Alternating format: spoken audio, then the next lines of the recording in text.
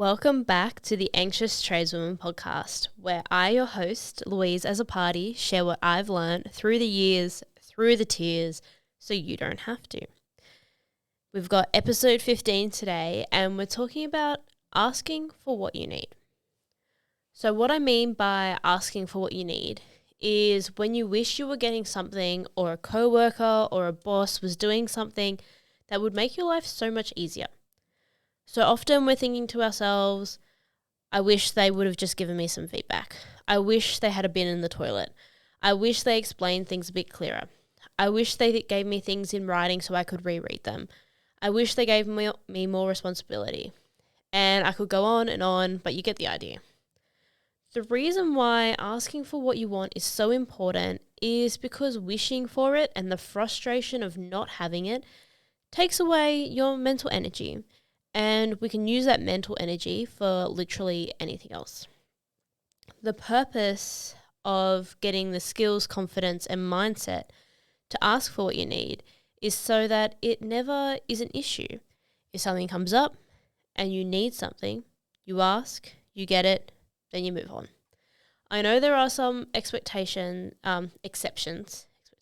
There are some exceptions. But this works more often than you realize. And then there's also that cliche, if you don't ask, the answer's always no. The reason why I share this with you is because so often we don't want to bother people by not bothering them, but we bother them. Let me explain. I wrote this out because this one is it can go a bit of a loop, but stick with me. So let's go. Your boss gives you a list of instructions verbally of what he wants you to do. You don't have anything to write them down on, but you think you got them, and then you go about your day. You start doing them, and then you're like, shit, what did I need to do next? I don't want to call or message them like your boss because you don't want to bother them. So then you do half of one task, and you're thinking, is this right? So then you start slowly doing another task, and then you're not really getting much done. So then you do end up bothering your boss by not getting what they wanted done. In this scenario, there are a few places we could ask for what you need here. So first you could say, hold on a sec, let me get my phone or paper and a pen to write these down. If you miss that boat, then you could say, could you text or voice memo those to me so I don't forget? And a third one, once you did the first task and had that mind blank, you could ask them for a list and then write it down. A 5-minute phone call saves more time than moving through a job slowly because you're not sure if it's the job that you're supposed to be doing. Let's go to a totally different situation. This is something that I work through with a client. I haven't had any babies yet, so not me. So they're a qualified tradie, returning to work, had 2 kids, a bit of damage down there, and that had to be recovered from. So recovered enough to be back at work, safety all ticked off.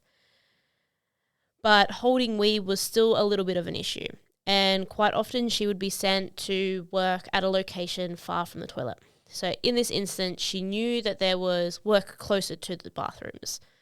But in her head, she was thinking, why do they keep doing this to me? And was struggling with the pain and didn't want to bother anyone. But she was working a bit distracted because of the pain, therefore making some mistakes. In this situation, she was assuming that her boss knew that her body was like this after kids. But she didn't want to...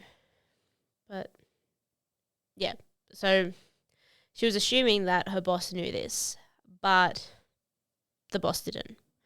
So she had a conversation with the boss, and then she was allocated work closer to the toilet while she was still in that last little bit of her recovery, which then boosted her confidence because she had more mental space to focus on her work. So with this could look like, for examples of where you could ask for what you need, some situations. This could look like if you were working at a mix of, like, say, working at the workshop, so at one location, and working on building sites or different sites. You could ask to be allocated at one location the week of your period. It could be asking for instructions in writing. If you find that you get a bit jumbled up, you're like, hey, can you give me those in writing so I have them? It could be asking for feedback, because I know often we're thinking like, shit, how did I do? I don't know how I'm performing. So I'm actually going to do a whole episode on asking for feedback. So the structure to ask for what you need is very, very similar to the difficult conversations in episode 9. So depending on the situation and how close of a relationship you have will influence how you go about it. And depending on what you're asking for, what you need, you might want to speak to a female staff member first about it, depending on your workplace structure. Here's an example of how it could go. Hey, could I have a quick chat to you? So I had some complications in my pregnancy recovery and I'm struggling a bit being so far away from the bathroom. I was wondering if I could do work closer to the bathroom for the next few weeks while I just finish up my recovery. Generally, people have no issue as long as you give them a practical solution.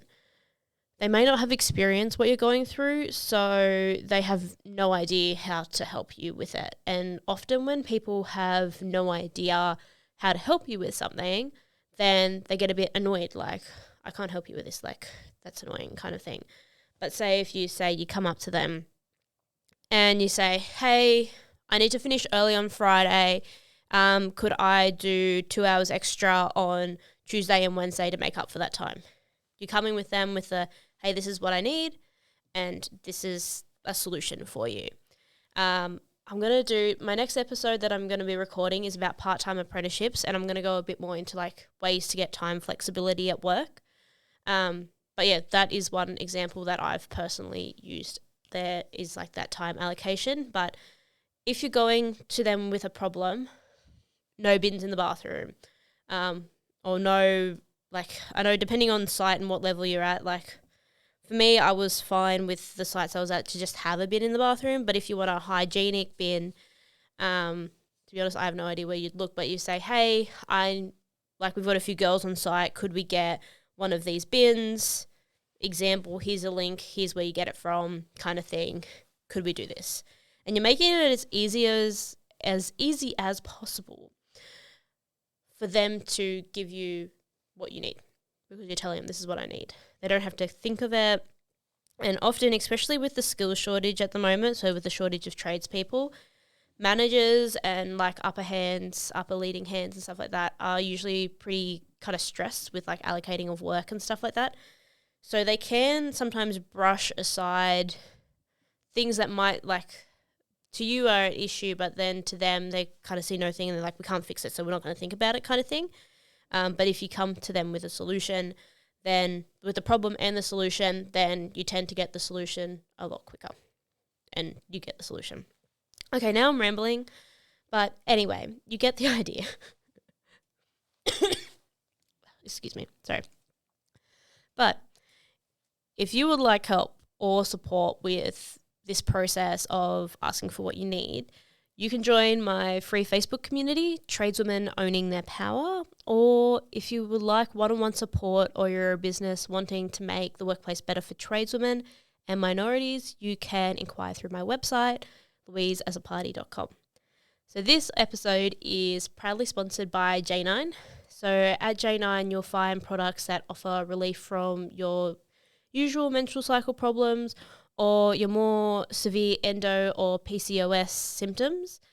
So along with essential products they require, there are self-care and beauty products in there as well to make you feel that, little bit extra nice. And also they do subscriptions, so you don't have to remember. So there is a code, I've got a discount code for you, Louise10, for 10% off your first purchase, and the website will be linked in the show notes. If you got any value, I hope you got some value out of the episode if you've listened all the way to the end. But if you get any value out of these episodes, please share them to your community, to someone you think would get value out of them. I would love to get this information in the ears of more people so then more people can be happy and healthy on site and in jobs that they love. Thank you everyone for listening, and I'll catch you guys in the next episode.